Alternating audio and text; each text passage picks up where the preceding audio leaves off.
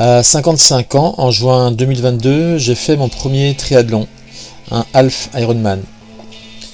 Suite à cette épreuve, je me suis dit que le défi n'était pas assez grand, et avant qu'il ne soit trop tard, je devais me lancer sur un Ironman, un vrai. Et lors d'une soirée chez un ami, j'ai découvert le Norseman. J'ai regardé pas mal de films et j'ai trouvé que ça dégageait des émotions tellement intenses, je me suis dit il faut que je le fasse, que je tente ma chance. Je me suis donc inscrit fin octobre et j'ai été tiré au sort début novembre. Ce film va donc vous raconter ma préparation et le jour J.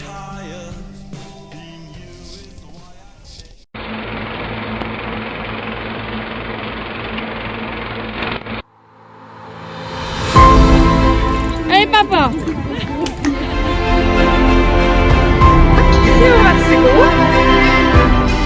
Ce film, je l'ai fait pour ma femme et mes enfants. Pour moi aussi, parce que ça reste un souvenir incroyable. Et pour tous les gens qui m'ont soutenu.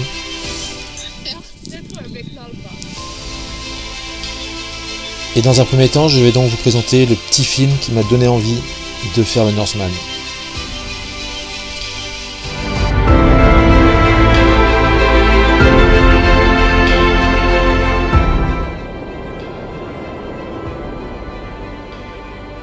This is not for you. Nothing personal, but it's not. This is for people with fight, resilience, and minds tougher than their bodies.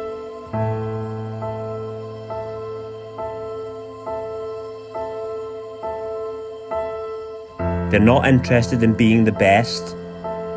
All they care about is besting themselves. They're no nonsense, no hand-holding, no sugar-coating.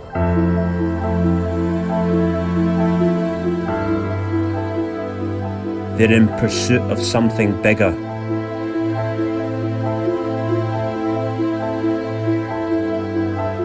Their team behind them, a smile on their face.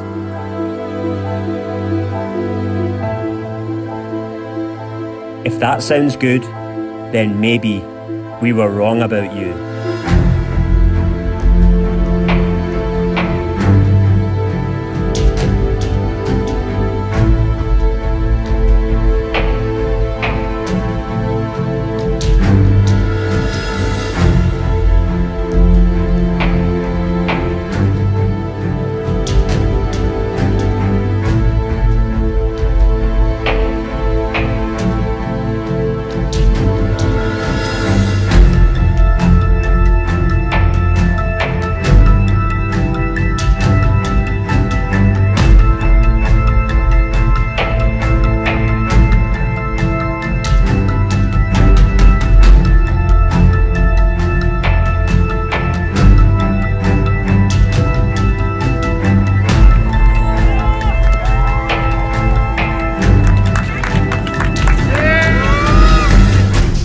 Magnifique.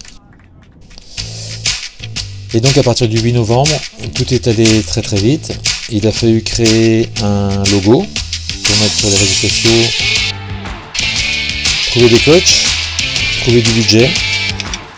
Dès que j'ai parlé de mon défi sur les réseaux sociaux, 2 anciens élèves m'ont contacté, Cyril et Steven. J'ai également contacté Romain, un collègue de travail cycliste, et enfin Xavier, qui m'avait déjà préparé pour le marathon de Paris. Les 2 épreuves qui me faisaient le plus peur étaient les 3 km 8 en natation et l'épreuve de vélo à cause du dénivelé.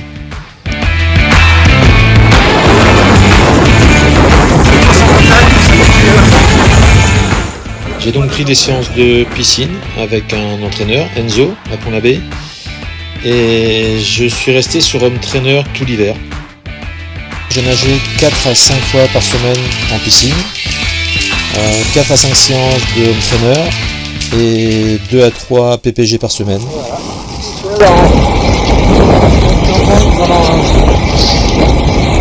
C'est 60 km tout seul. C'était mon premier véritable test, un 200 km cyclotouriste avec Romain.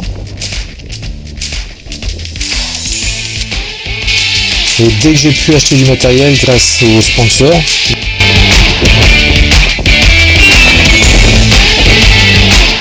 je suis passé en extérieur, en mer, tout cela. Quelques temps après le début de la préparation, je me suis rendu compte que je ne pouvais pas tout gérer et qu'il fallait que je trouve quelqu'un pour la communication.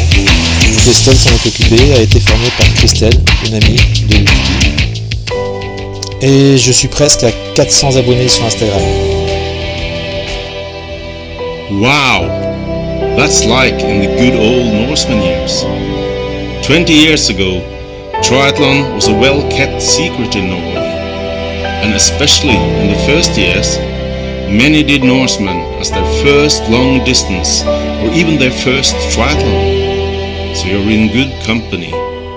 Train smart, stay healthy, and keep smiling. C'est un message personnel de Bent, le porte-parole du Norseman sur les réseaux sociaux. Ça m'a fait vraiment chaud au cœur.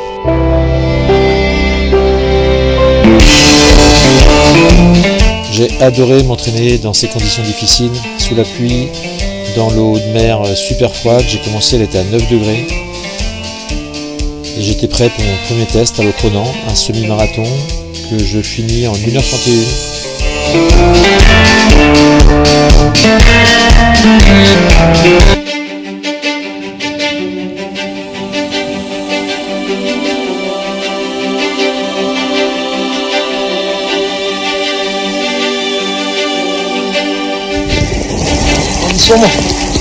Insomma igjen, ja.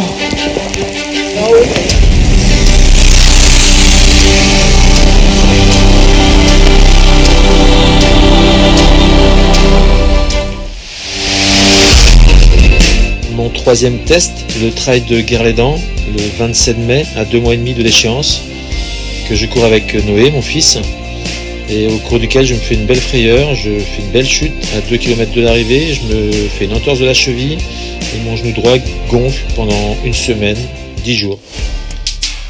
Je reprends l'entraînement avec une séance, un cours particulier en mer avec Xavier.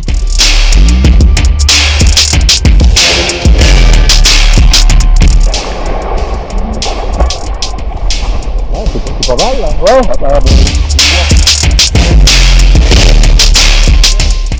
Je fais également un half Ironman, le Triad Braise, au cours duquel je me sens plutôt pas mal.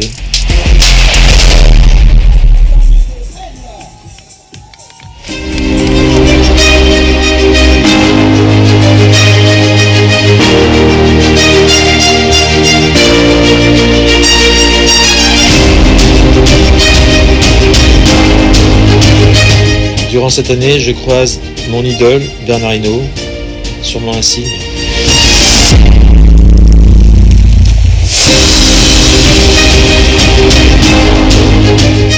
Des amis m'accompagnent lors de mes sorties à vélo, Axel, Tanguy.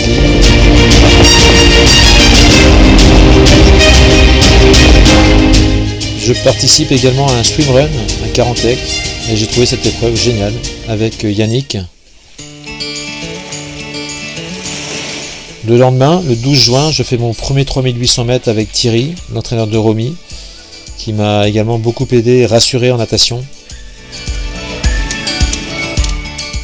Et je retourne sur mon circuit favori, Ménez-Keller à Châtelain. Le 25 juin, j'enchaîne avec le champion de Bretagne de triathlon Half Ironman à Sizun. J'avais déjà participé à cette épreuve l'année précédente et je bats mon temps de 30 minutes. C'est plutôt rassurant pour la suite. Je retrouve Thierry le 3 juillet, un mois avant l'épreuve, pour un test grandeur nature, la traversée La Forêt-Fouesnant-Begmail. Ça a été un moment important dans ma préparation, réaliser que je pouvais nager dans des conditions norsemaliennes. J'ai adoré cette année de préparation. J'ai quasiment pas eu de blessure, une petite alerte. Et j'ai réussi à enchaîner énormément de séances.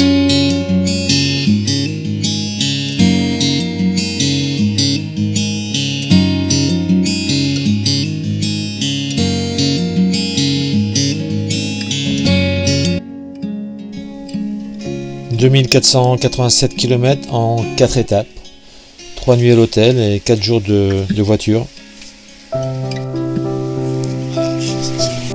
Voilà, c'est ce. On prend la route.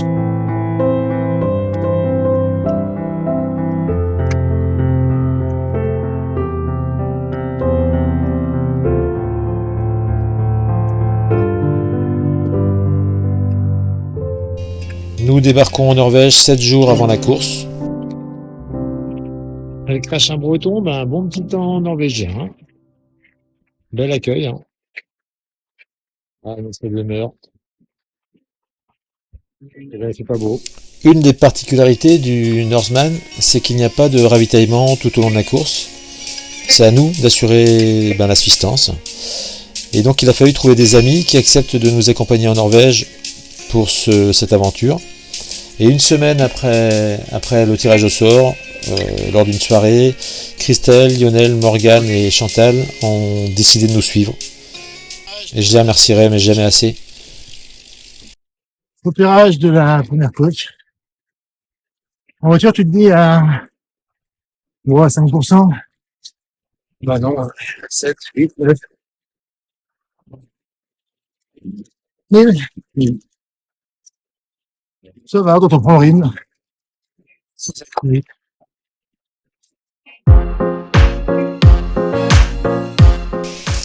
Au total, j'aurais fait 2 sorties à vélo lors de cette première semaine.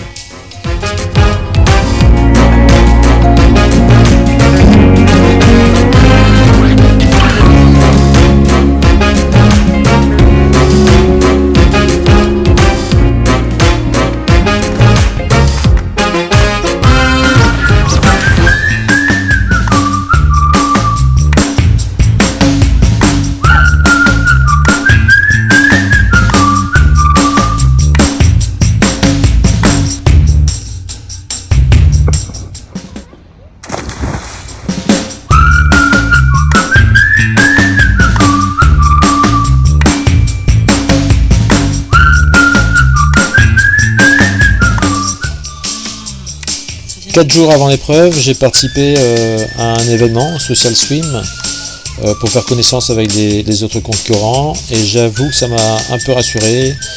Je me suis dit que finalement j'étais pas si nul que ça en natation. J'ai eu l'occasion de nager avec Esteban, bon j'arrivais pas à le suivre, mais par rapport à d'autres concurrents que je voyais dans l'eau, je me suis dit pour la natation ça devrait le faire.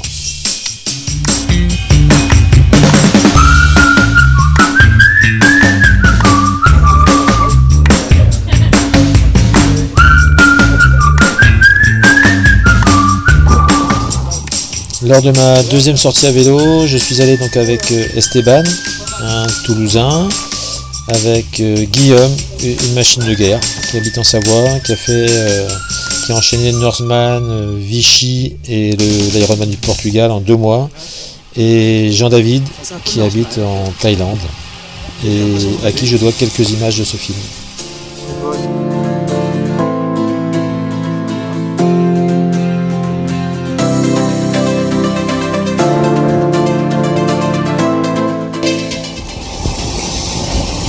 Et encore 10 degrés, peut-être pas. 5-6 degrés, au moins.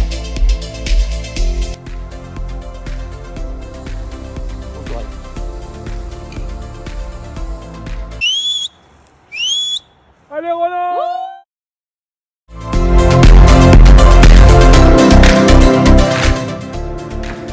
You also have it in long sleeves. If you only have technical socks as well.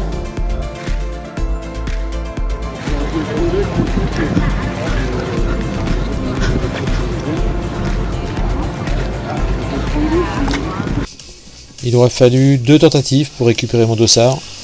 La première aurait été infructueuse parce que il considérait que mon pantalon n'était pas imperméable pour gravir le Gotthard Open. Les 2 coéquipiers en fait doivent avoir un sac et puis avec lampe torche et pas mal de matériel à l'intérieur, et tout est vérifié avant de récupérer le dossard. Je m'étais porté volontaire pour faire les tests physiques, mais je pensais pas qu'il y avait autant de prises de sang à faire. Oh, maybe it's over.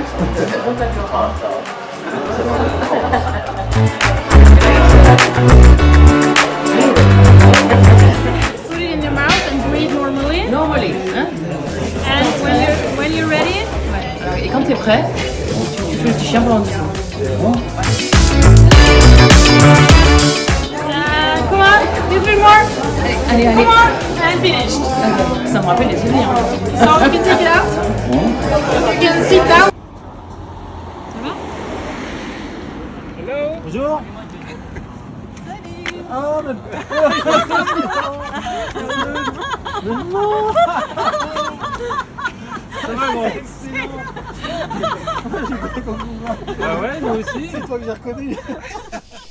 JM, un ami d'enfance, me fait la surprise de venir me supporter. Gros moment d'émotion.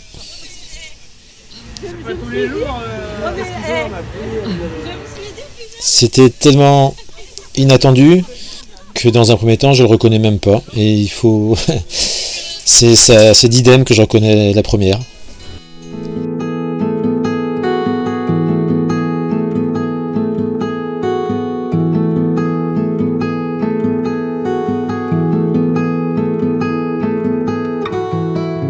Nous avons fait connaissance avec Hans Peter, le patron de Zalaris et principal sponsor du Norseman. Et nous avons également fait connaissance avec la police locale pour un accès vitesse, mais non verbalisé. Tiens, attends, donne-moi mon téléphone. Ouais. Enfin, tiens, vous serez sur les photos, comme ça on saura qui c'est.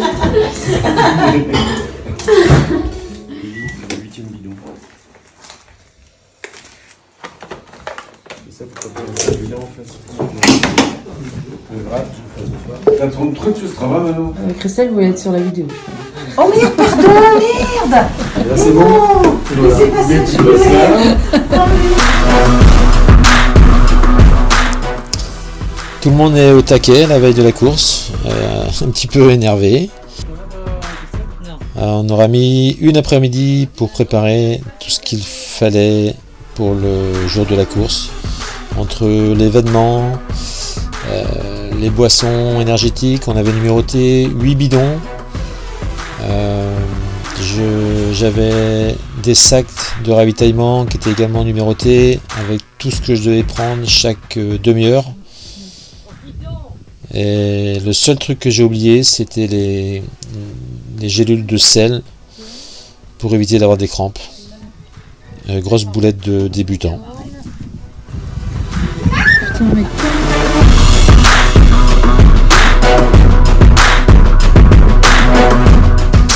Heureusement, Estelle et Lionel m'aident à préparer le matériel parce que c'est pas mon point fort, l'organisation et le rangement comme on peut le voir. Et il fallait donc tout préparer dans 3 sacs différents, un sac natation, un sac vélo et un sac marathon, sans rien oublier.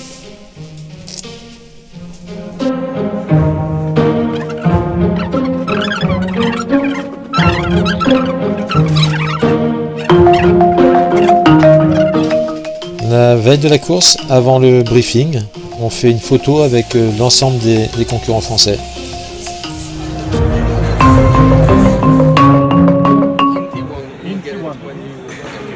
Quand vous rentrez à T1, ils vérifient de toute façon le vélo, le dossard, les lumières.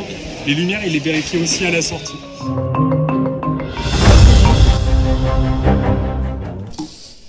Ça y est, on y est, le jour J. Il y a de la tension, mais pas de stress. On est plutôt serein. On prépare les derniers bidons. On prépare les wraps. On met tout dans les sacs. Estelle me colle mon numéro de dossard. Le 254, qu'on affiche également partout sur la voiture.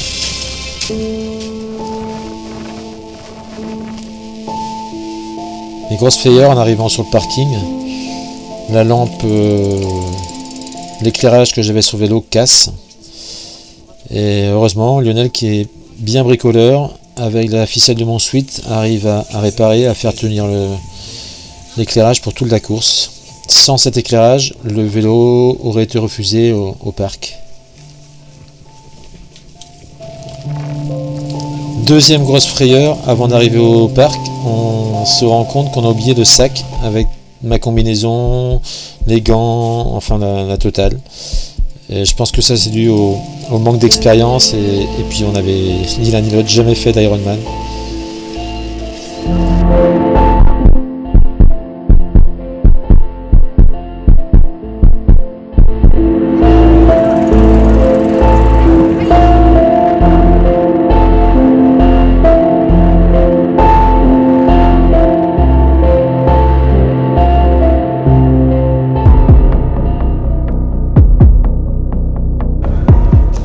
Finalement, tout est rentré dans l'ordre, le vélo est à sa place.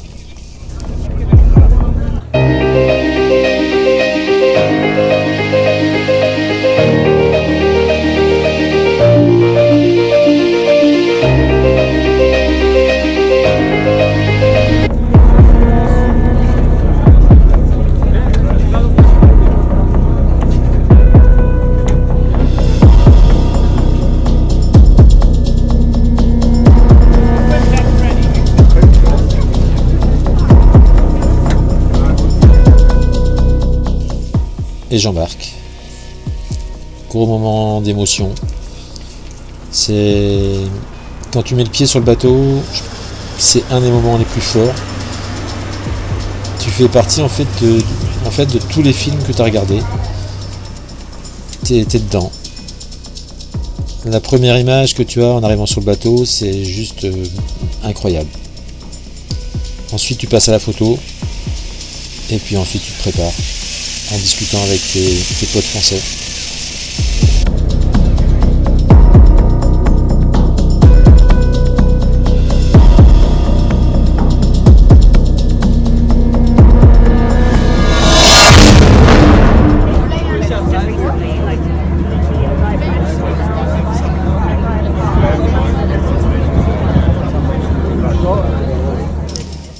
À ce moment-là, le temps s'accélère.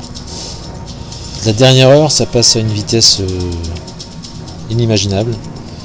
Tu rentres sur le bateau, t'as pas le temps de réaliser que tu es déjà en mer.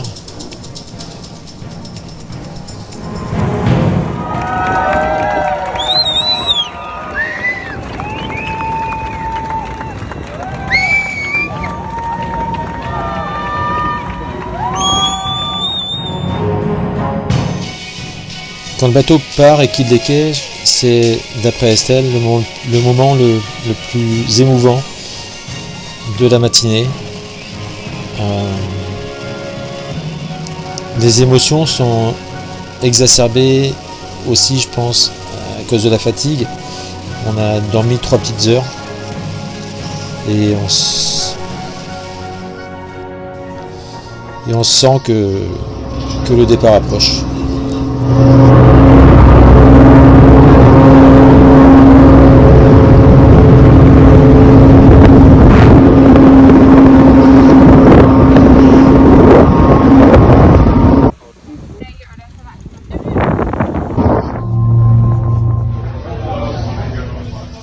Un dernier encouragement avec Brice avant de se mettre à l'eau.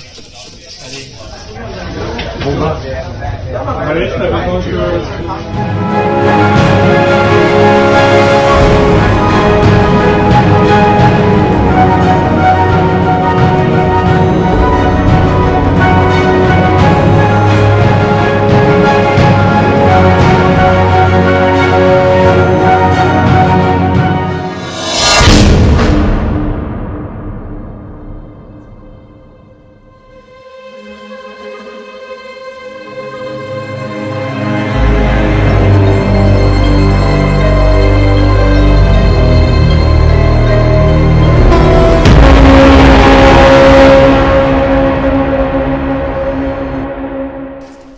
Ça y est, c'est parti. Et première erreur, au lieu de se mettre à l'eau en même temps que tout le monde, avec Mika et Guillaume, on avait choisi d'attendre sur le bateau le plus longtemps possible et de partir dans les derniers pour éviter d'avoir froid.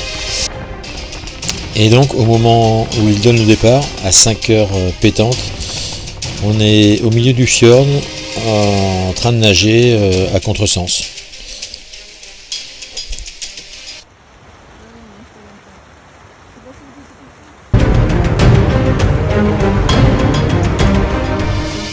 Et je pense que je nage mal, contrarié, et je laisse beaucoup d'énergie à rejoindre le reste des concurrents. Au même moment, sur la berge, Romy à 300 mètres de là, a repéré mon style de nage et me filme, moi et Guillaume. Par le plus grand des hasards, je me retrouve côte à côte avec Guillaume au milieu d'un fjord immense. Après avoir viré la bouée à environ 700 mètres de l'arrivée, le courant est à contresens, il y a du clapot latéral du côté où je respire et je bois beaucoup d'eau. 50 mètres, Renan, 50 mètres. Tu y es là. Allez, Renan! Vas-y, Renan. Donc pour cette première épreuve, je sors de l'eau en 1h17, un peu déçu. Je pensais faire moins d'1h10. Je pense que le départ m'a bien contrarié. J'ai eu des crampes au quadriceps au bout de 2 km et il a fallu que je me calme et que je retrouve une nage correcte. Je nageais mal au départ. J'ai mieux nagé par la suite, grâce au conseil de Xavier qui m'avait dit tu te focalises sur la glisse quand ça va pas. Et du coup ça a bien fonctionné. Je pense que j'ai nagé plus vite les 2 derniers kilomètres, mais comme ma montre n'a rien enregistré, du coup j'ai pas la trace de ma nage. Sortie de l'eau compliquée, c'est le fait de passer de la position horizontale à la position verticale, et surtout c'est qu'il y a beaucoup de cailloux au fond de l'eau. Ça on ne le voit pas, mais on tape fort avec les pieds, et puis quelques crampes au mollet aussi. Allez, Renan! Et je suis en 77e position.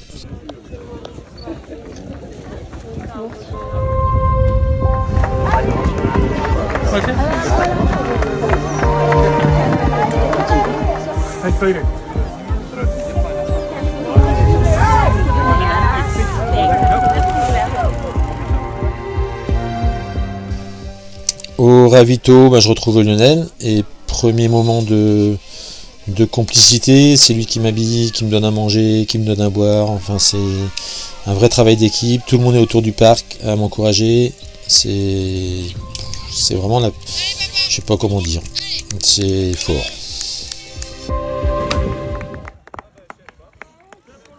Allez, Renan! Allez, Renan!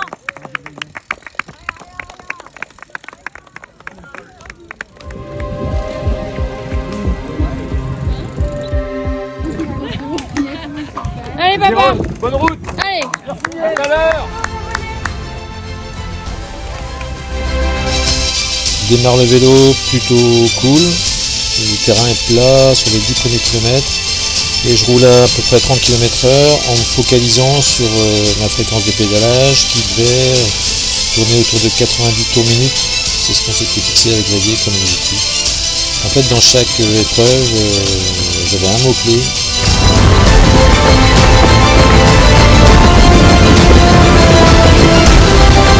Allez, papa!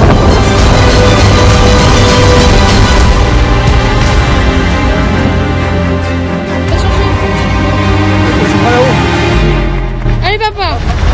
Allez!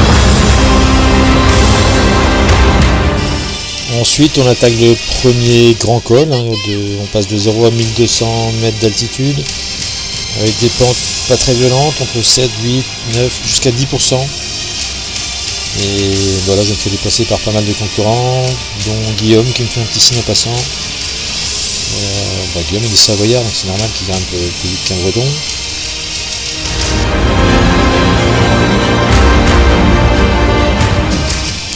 Et toute l'eau que j'ai bu en natation, il faut bien l'éliminer, et j'ai une grosse envie d'uriner tout au long de la montée et je sais pas comment faire. Enfin, j'avais lu un article là-dessus sur les triathlètes et sur les épreuves d'ultra endurance. J'avais vu que certains se soulageaient sur le vélo, donc c'est ce que j'ai fait.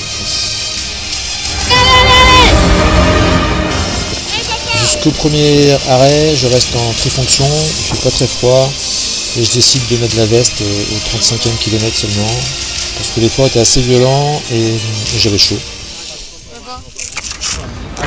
T'as pas froid? Non, enfin, comment? On dossard, hein. À chaque arrêt, donc Lionel m'habille, Estelle me donne à manger et Romy filme ou fait une visio avec Noé ou avec mes parents. Donc c'est top. Donc après 37 km et presque 2 heures de route, la température chute un petit peu, on a 9 degrés, c'est pas très très chaud. Je pense que tu consommes pas mal d'énergie en plus quand il fait froid. Là elle descend à 8 degrés, au bout de 2h25, 52 km. Je suis un peu inquiet parce que je me dis que j'ai mis énormément de temps à faire les 50 premiers kilomètres et j'arrête pas de calculer. Je me dis dans ma tête en fait je vais mettre plus de 8 heures pour faire la partie vélo et je m'étais fixé au maximum 7h30 pour être dans les 160 premiers. Donc c'est un petit peu la panique.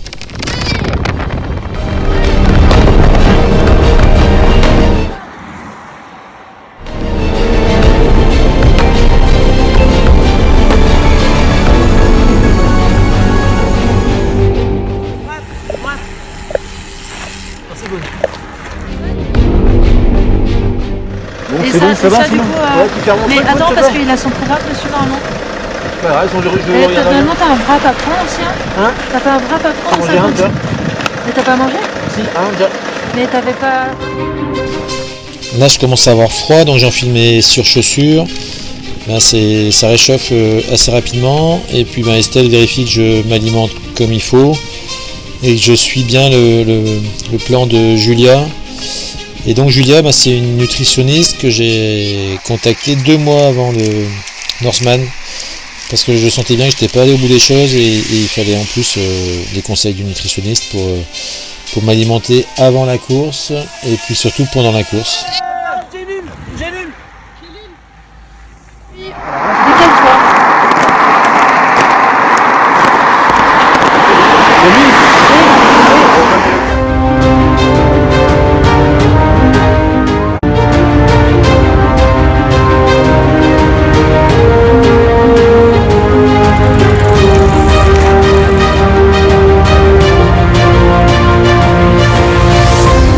Aux 2 tiers de la course à vélo et le constat est que je bois beaucoup plus que prévu et les bidons préparés sont pas suffisants donc il faut les remplir plus régulièrement.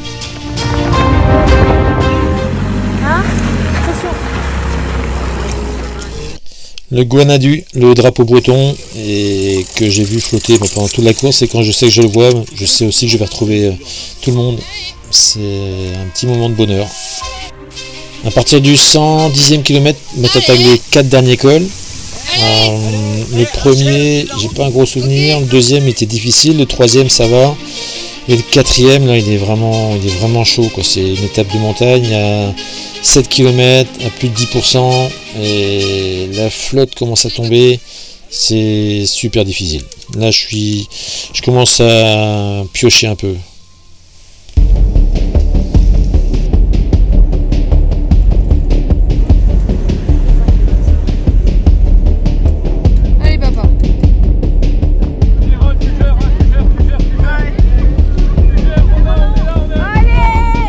Quand tu passes le sommet, tu te dis que c'est fini. Bon, j'avais lu un article disant que il restait 10 bornes de faux plat et qu'on pouvait avoir du vent de face. Là, on avait juste 10 bornes avec beaucoup de pluie et j'avais plus d'eau. J'ai eu des crampes pendant, je sais pas, 5-10 km. Je mets 38 minutes à faire 8 km sur un faux plat pas très difficile. Je pense que là je perds 10-15 minutes. Dans la descente, il y a un gros déluge et tu suis des voitures. À ce moment-là, Lionel reçoit un SMS qui nous annonce que le Gstaad Open est fermé à cause de l'orage. Moi je suis pas au courant et donc j'attaque à balle dans la descente. Je monte à 80 km/h, je dois être à plus de 60 de moyenne. Et à tel point que j'arrive au ravito avant Lionel et Estelle et je dois attendre 5 bonnes minutes sur le parc avant de les voir arriver. Et là, à nouveau, on prend notre temps. Hein. Je prends quasiment 10 minutes de pause pour me changer et avant d'attaquer la partie marathon. Je suis quand même bien entamé, en 114e position je crois, en quittant le parc. Le temps de ranger mon vélo sur la voiture, on se retrouve au 3e kilomètre où j'ai des problèmes gastriques et des très grosses douleurs au ventre. Et les problèmes gastriques me reprennent au 6e kilomètre, je suis à nouveau obligé de m'arrêter. Et à partir de ce moment-là, j'ai plus beaucoup d'énergie et j'attends que Lionel me rejoigne pour me donner à manger. Sinon je bois de l'eau et un petit peu de boisson d'effort. C'est ça qui me fait du bien. Brice que j'avais rattrapé à vélo me dépasse vers le 10e kilomètre. Plutôt frais lui. Je m'accroche parce que je sais qu'il faut finir dans les 160 premiers. Je sais aussi qu'on peut se faire dépasser sur les 26-27 premiers kilomètres sur le plat. Et après, en général, tout le monde marche dans la montée du Gstaad Open. Donc il faut que je m'accroche jusqu'au 26e. Et c'est un long chemin de croix. C'est vraiment la tête qui prend le relais parce que les jambes ne veulent plus avancer.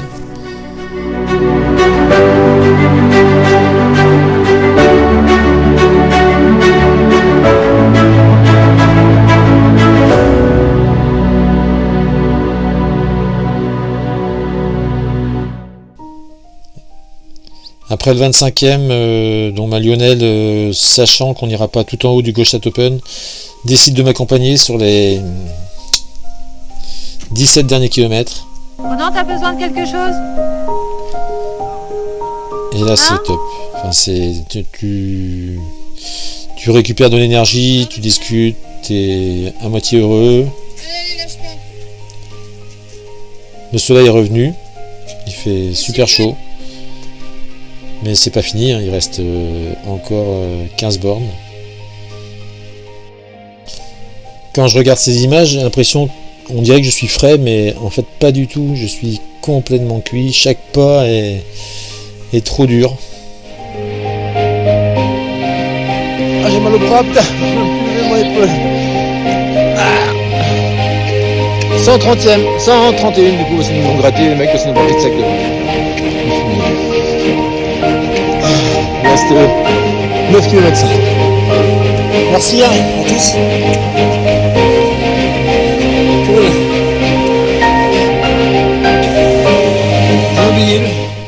Les derniers kilomètres sont assez particuliers parce que tu croises en fait les concurrents qui sont devant toi. Et donc je retombe sur Brice qui je l'enlace dans mes bras, lui aussi. C'est quand même particulier le sport, t'es adversaire et t'es aussi content pour lui que pour toi. Sur les derniers mètres, j'essaye de courir un petit peu, c'est un petit peu difficile. Il reste 100 mètres et je veux absolument être dans les 160 premiers pour être vraiment black finisher. Moi, je le suis puisque je suis 130e, mais malheureusement on n'a pas le droit de monter en haut et de finir la course comme les années passées. C'est un gros regret quand même. Ensuite, il reste 5 km de descente.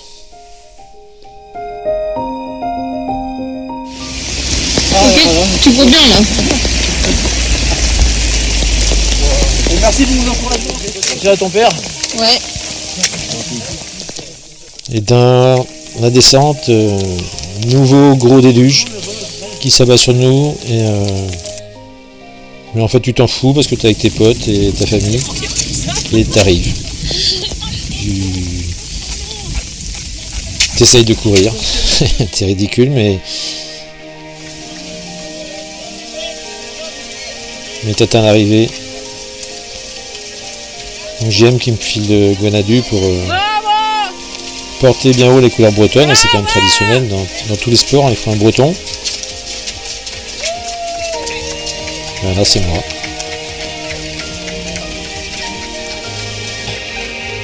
C'est toujours beaucoup d'émotions quand je vois ces images parce que ça représente 9 mois de préparation intense où j'ai pensé jour et nuit à cette course.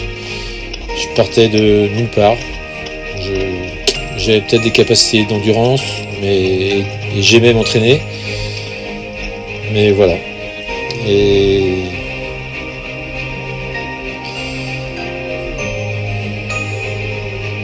Et je suis black finisher. Enfin, on est black finisher. C'est vraiment ce que j'ai préféré dans cette course.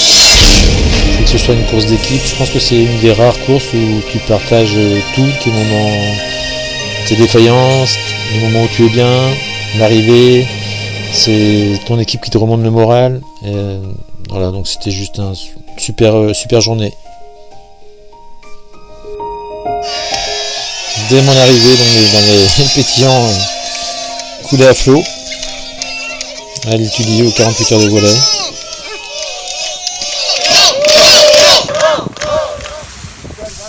Ensuite, à nouveau une batterie de tests Minico, on va voir comment j'étais après la course. Et puis le lendemain, c'est la remise du t-shirt de Black Finisher. Trop fier.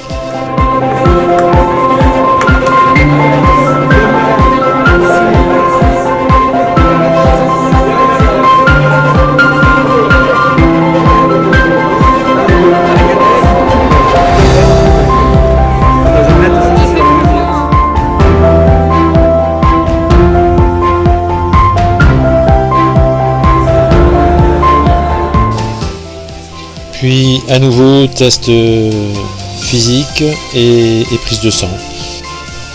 Et enfin les podiums avec les 3 premières femmes et les 3 premiers hommes, dont Sébastien Kienle, champion du monde de l'Ironman en 2013 je crois, et puis John Brevold qui gagne pour la 3e fois. Alors lui c'est une machine.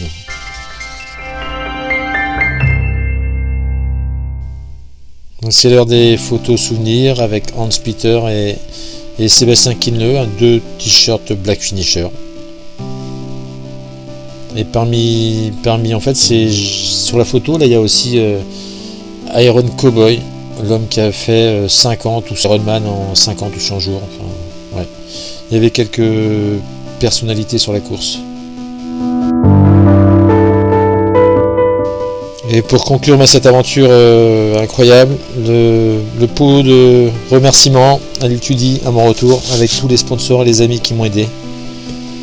Et enfin, la remise du chèque à l'association Vaincre la mucoviscidose. Au total, 650 €. Remerciements à tous les gens qui m'ont aidé. Et sans oublier Marc Leroux, un ami d'enfance, kiné. Le docteur Graff qui a accepté de me soigner en urgence. François Hinault également pour les 2 podcasts qu'il a fait sur cette aventure, donc que vous pouvez retrouver sur podcast Outdoor. Et enfin Olivier Le Guillou pour les semelles miraculeuses qu'il m'a fait pour mettre dans mes chaussures de vélo.